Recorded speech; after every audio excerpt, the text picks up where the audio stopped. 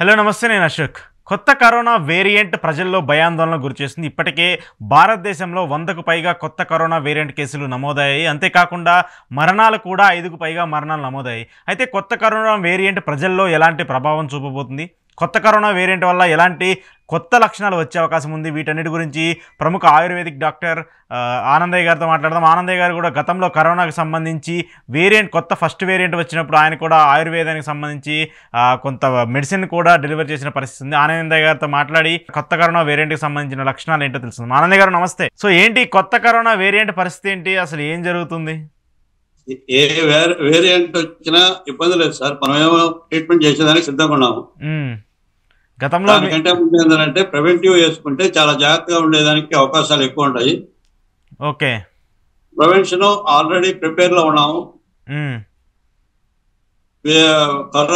Corona JN.1కి కూడా మేము దానికి తగినట్టుగా ఒక కేసు తగిలితే దానికి తగినట్టుగా మందును తయారు చేసి దాన్ని ప్రజల్లోకి తీసుకెళ్లేదానికి సిద్ధం అవుతామని చెప్పాను. సో ఏంటి మీరు ఇంతకుముందు చేసినటువంటి ఫస్ట్ టైం కరోనా వచ్చినటువంటి తరుణంలో మీరు చాలా మెడిసిన్ చేశారు, దానికోసం చాలామంది జనాలు కూడా వచ్చిన పరిస్థితి చూసాం. సో ఈ కొత్త వేరియంట్కి దానికి ఎలాంటి ప్రభావం ఉండబోతుంది? అది ఒకసారి మాకు అందుబాటులోకి వచ్చిన తర్వాత చెప్పగలమండి. ఏది కూడా ఏంటంటే మనకి బాడీలో ఇమ్యూనిటీ తగ్గే కొంది దానికి తగినట్టుగా మనం మెడిసిన్స్ పెంచుకుంటూ రావాలి. మనకు అన్ని సాంప్రదాయ వైద్యం కాబట్టి మూలికల ద్వారా తీసుకునేది కాబట్టి దీనివల్ల ఎలాంటి ఎవరికి ప్రాబ్లం ఉండదు కాబట్టి అందరూ ఉపయోగపెట్టుకునేదానికి పుట్టిన బిడ్డ కాడ నుంచి చనిపోయే 100 ఏళ్ల ముసలి వరకు కూడా ఉపయోగపెట్టుకోవచ్చు అని చెప్పని మేము మనం చేస్తాం. ఓకే, సో ఏంటి మీరు అప్పుడు ఇచ్చినటువంటి కరోనా మెడిసిన్ వల్ల కొంతమంది డాక్టర్లు వాళ్ళు కూడా చెప్పారు ఇది సేఫ్ కాదు అని. బట్ ఇప్పుడు దాన్నే చాలామంది ప్రజలు మాత్రము ఆనందయ్య మీద నమ్మకంతోనో మీరు ఇచ్చే మందు మీద నమ్మకంతో చాలామంది వాడారు, కొంతమంది క్యూర్ కూడా అయింది. సో ఈసారి కూడా అదే పరిస్థితి ఉంటుంది అంటారా? చేస్తాం సార్, తప్పనిసరిగా చేస్తాము, చేసి చూపిస్తాం.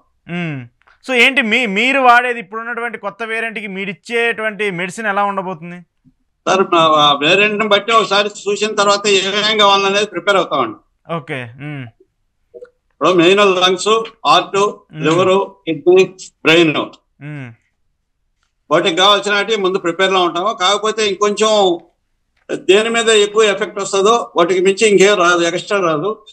దానికి ఏదైతే మనకి దేని మీద ఎక్కువ ఎఫెక్ట్ ఉంటుందో దానికి తగ్గినట్టుగా కొంచెం మోతాదు పెంచుకొని మేము ఇచ్చేదానికి సిద్ధం అవుతాం. ఏంటి ఈ మెడిసిన్కి సంబంధించి గతంలో చాలామంది ప్రైవేట్కి సంబంధించి కోవిషీల్డ్ కానివ్వండి, కోవాక్సిన్ కానివ్వండి చాలామంది వాడారు, ప్రస్తుతం వాడుతూ ఉన్నారు కూడా చాలామంది బూస్టర్ డోసులు కూడా. సో వాటి వల్ల ఏమన్నా యూజ్ ఉంటుందా? ఏమండి ఈ బూస్టర్ డోస్ కానివ్వండి, కోవాక్సిన్, కోవిషీల్డ్కి సంబంధించి ఎలా ఉండబోతుంది? దానివల్ల ఏమన్నా ఇంపాక్ట్ అయ్యే ఉంటుందా? అది మీరు చెప్పాలండి, మేము చెప్పేది కాదు. అది కాదు, ఇప్పుడు ఎందుకంటే చాలా మంది కొంతమంది యూజ్ ఉంటుందని చెప్తున్నారు, కొంతమంది యూజ్ ఉండట్లేదు చెప్తున్నారు. కానీ దాని గురించి మేము మాట్లాడేదానికి సిద్ధంగా లేము, మేము ఇచ్చేదానికి సిద్ధంగా ఉంటాం. గతంలో మీరు ఇచ్చినటువంటి మెడిసిన్ ఇచ్చిన వాళ్ళు ఇప్పుడు అందరూ రికవర్ అయ్యి హెల్తీగా ఉన్నారా? హెల్తీగా ఉన్నారండి, 100% హెల్తీగా ఉన్నారు. ఎందుకంటే చాలా మంది ఇది గవర్నమెంట్ ప్రికాషన్స్ లేకుండా ఇస్తున్న మెడిసిన్ అని చెప్పేసి చాలా మంది అప్పుడు మీ మీద కంప్లైంట్స్ కూడా చేసిన పరిస్థితిని చూసాం మనం. కేసు కూడా బుక్ చేసి ఉన్నారండి 144 సెక్షన్ కింద. వాళ్ళు ఉల్లంఘన చేసామని చెప్పని మాకు కేసు కూడా పెట్టారు. ఓకే, అప్పటికి ఇప్పటికీ ఆనందయ్య గారి దగ్గర ఏం చేంజ్ అయింది అంటున్నా? చేంజింగ్ ఏమి ఉండదండి, ఎందుకంటే ఎట్టున్నామో ఈ రోజుకి అట్టే ఉంటాము. మీ మీద చాలా మంది ప్రజలకు సేవ చేసేదానికే ముందుకు వచ్చాము, ఈ రోజు కూడా ప్రజలు సేవ చేసేదానికే ముందుకు వస్తాం. అంటే మీ మెడిసిన్ ని రానివ్వకూడదని చెప్పేసి చాలా మంది మీరే చెప్తున్నారు కేసులు పెట్టారని. సో దానికి ఏం చెప్తారు సార్? ఇంక అది ప్రాణాపాయ స్థితిలో మన ప్రాణాలు వదులుకునేదానికైనా సిద్ధంగా ఉండాలి. కానీ కేసులు పెడతారని చెప్పి భయపడి వెనకపోతే ఇంక నా జీవితం కాదు కదా. సో ఇప్పుడు కరోనా వ్యాక్సిన్ వేసుకున్న వాళ్ళు కూడా మీ మెడిసిన్ వాడుకోవచ్చా? చేసుకోవచ్చు అండి, ప్రమాణంగా చేసుకోవచ్చు. ఎందుకంటే దానికి దీనికి ఏమన్నా ఇబ్బంది పడే అవకాశం ఉందా? ఇబ్బంది పడే అవకాశం లేదు. మాదంతా ఇమ్యూనిటీ బూస్టర్ అండి ఇది. ఓకే, బాడీలో ఇమ్యూనిటీ బూస్ట్ పెంచేటప్పటికి వ్యాధిని నిరోధించేదానికి ఆల్రెడీ ప్రిపేర్ లో ఉంటుంది. ఈ కొత్త వేరియంట్ కి సంబంధించి కూడా మెడిసిన్ తయారీ ప్రాసెస్ లో ఉందా, లేకపోతే ఏం చేస్తున్నారు సార్? ఒక్క కేసు కూడా రాలా ఇప్పటికి. ఆల్రెడీ వైరల్ ఫీవర్, జలుబు, దగ్గు అవి ఉన్నాయి, కామన్ గా తీసుకొని తింటున్నారు. వచ్చే వ్యాధిని బట్టి దానికి ఏది అవసరం అయితే దాన్ని మేము ప్రిపేర్ చేసి ముందు ట్రైల్ వేసి తర్వాత ప్రిపేర్ చేస్తాం. అంటే ఇప్పుడు వచ్చేసింది కదా ఆల్రెడీ మన ఇండియాలో చాలా కేసెస్ నమోదయ్యాయి. వచ్చింది, మాకు ఒకటి కూడా తగలేదు కదా, దేని మీద ఎఫెక్ట్ ఎక్కువగా ఉందనేది తెలియాలి కదా. ఓకే, మీ దగ్గరికి ఇంకా ఎవరు కన్సల్ట్ అవ్వలేదంటారు? రావా, లంగ్స్ మీద రా, హార్ట్కా, స్టమక్ ఏదైనా తెలియాలి కదా. ఓకే, సో బ్రెయిన్కా ఏదైనా ప్రిపేర్ అయ్యి ఉన్నాం. ఓకే, సో దేని మీద ఎక్కువ ఎఫెక్ట్ చూపిస్తే దాన్ని బట్టి మీరు మెడిసిన్ తయారు చేస్తారు. అవునండి. ఈ మహిళలకు సంబంధించి కొంత ఎక్కువ ఉంటుంది, చిన్నపిల్లలకు సంబంధించి కూడా కొంత ఎక్కువ ఇంపాక్ట్ ఉంటుంది అంటున్నారు. మరి దాని మీద మీరేం చెప్తారు? ఎవరికైనా ఒకటేనండి, ఇమ్యూనిటీ బూస్ట్ అనేది చిన్నపిల్లలకి ఎక్కువ ఉంటుంది కాబట్టి చిన్న రికవర్ అయ్యేదానికి ఎక్కువ ఛాన్సెస్ చిన్నపిల్లలు. ఓకే, ఇప్పుడు ఈ కొత్త వేరియంట్ వల్ల ఇప్పుడు గతంలో ఉన్న వేరియంట్కి దీనికి ఎలాంటి ఎక్కువ ప్రభావం ఉంటుంది అంటారా ఆనందయ్య గారు? సార్, వాతావరణం తేడా ఉంది. పోయినసారి ఏప్రిల్ నుంచి స్టార్ట్ అయింది 21లో.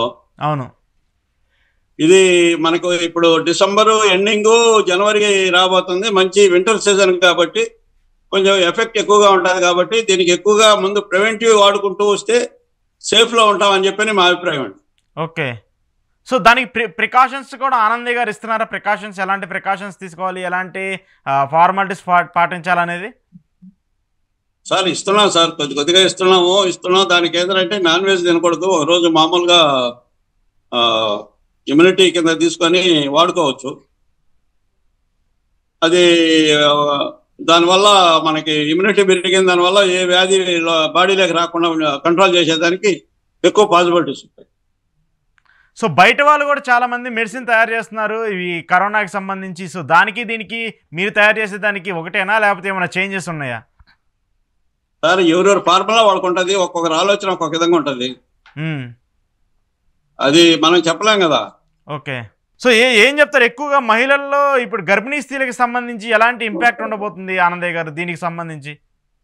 సార్, గర్భిణీ స్త్రీలు అంటే ఇది కొంచెం బాడీలో హీట్ దాందే కానీ మనం వ్యాధిని కంట్రోల్ చేయలేము.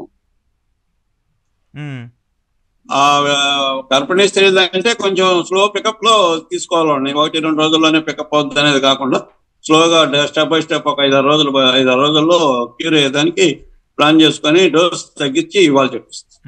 కొంతమంది బయట ఆన్లైన్ లో కూడా ఇది కరోనా ఆనందయ్య గారి ముందు, ఇది కరోనాకి సంబంధించిన ముందు అని చెప్పేసి కొంతమంది అమ్ముతూ ఉన్నారు. దాని మీద మీ పేరు మీద కొంత స్పెక్యులేషన్స్ కూడా జరుగుతుంది. దానికి మీరేం చెప్తారు? అది మన సంబంధం లేనట్టు అండి. అది సంబంధం లేదు కదా, మీ పేరు చెప్పి అమ్ముతున్నారు. అది మీరు ఖచ్చితంగా తీసుకోవాలి. మామూలుగా జరిగేటి అయ్యి ఇప్పుడు మనం కంట్రోల్ చేయలేం కదా, అది గవర్నమెంట్ కంట్రోల్ చేయాలా.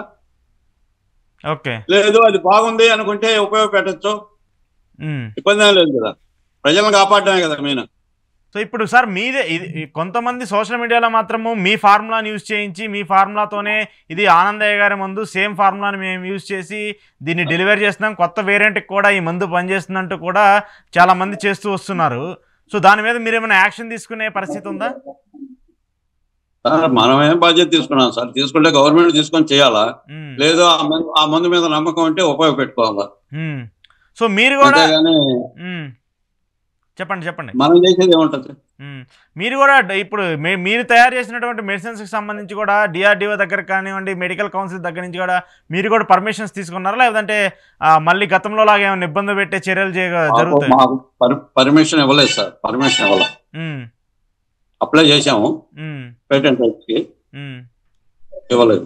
ఓకే, సో కొత్తగా ఆయుర్వేదానికి సంబంధించి ఎక్కువ మంది జనాలు ఇప్పుడు ట్రెండ్ అవుతున్నటువంటి తరుణంలో సో ఆనందయ్య ఈ యొక్క కరోనాకి సంబంధించిన మిగతా వ్యాధులకు సంబంధించి కూడా ఏమన్నా మెడిసిన్స్ తయారు చేసే పద్ధతి ఉంటుందా?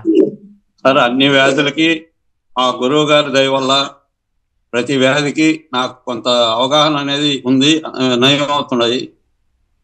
ఈ కరోనా అనేదే కాదు, A to Z ప్రతి దానికి కూడా నయం చేసే శక్తి ఆయుర్వేదానికి ఉంది.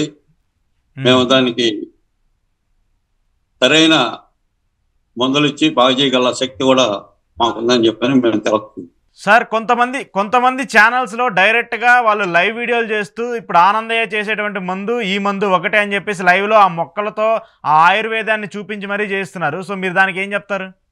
సార్, ఆయుర్వేదం తెలిసిన వాళ్ళకి కొంతవరకు అవగాహన ఉంటుందండి. ఓకే, లేదని చెప్పము. ఒక రకమైన మూలిక వచ్చి 10 రకాల వ్యాధులను నయం చేస్తుంది. 10 రకాల వ్యాధులకి ఒక మూలిక పని చేస్తుందండి. ఒక్కొక్క ఫార్ములా తెలిసి ఉంటుంది. ఓకే. సో ఇప్పుడు ఖచ్చితంగా దాన్ని కన్సిడర్ చేసుకోవచ్చు అంటారు, యూజ్ చేసుకోవచ్చు అంటారు. యూజ్ చేసుకో, అది వాళ్ళ అభిప్రాయం, మనం చెప్పేది కాదు కదా. ఉమ్. వాళ్ళు ఇచ్చేవాళ్ళు ఎట్టేవాళ్ళు అని మాకు తెలియదు కదా. అదే కాదు, మీరు యాజ్ ఏ ఆయుర్వేదిక్ స్పెషలిస్ట్గా మీరేం చెప్తారు? మాకు టీడీయూ అని ట్రెడిషనల్ డెవలప్మెంట్ యూనివర్సిటీ ఒకటి ఉంది సార్. ఓకే. వాళ్ళ ద్వారా సర్టిఫికేట్ తీసుకున్న వాళ్ళు అయితే పర్వాలేదండి, వాళ్ళకి కొంత అవగాహన ఉంటుంది. ఓకే. వాళ్ళ ద్వారా తీసుకోవచ్చు కూడా. ఓకే. అయితే అలాంటివి యూజ్ చేయొచ్చు అంటారు, యాజ్ మీ సర్టిఫికేషన్ రిలీజ్ చేసి వాళ్ళ అవగాహన ఉన్న వాళ్ళు ఉంటే మాత్రం. అవగాహన ఉన్న వాళ్ళు అయితే తీసుకోవచ్చు. సో ఏం చెప్తారు ఆడియన్స్కి కొత్త వేరియంట్కి సంబంధించి ఎలాంటి జాగ్రత్తలు, ఎలాంటి నియమాలు తీసుకోవాలంటే ఆనందయ్య గారి దగ్గర నుంచి ఏం చెప్తారు?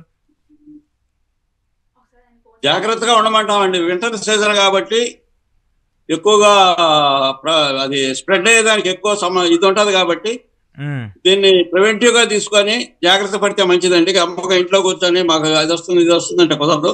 కొద్దిగా జలుబు చేసినా, జ్వరం వచ్చినా, లేదు తుమ్ములు వచ్చినా ముందుగా తీసుకొని నివారించుకోవడంలో చాలా ఆరోగ్యవంతులుగా ఉంటారని చెప్పని మేము భావిస్తాం. ఓకే అండి, థ్యాంక్ యూ.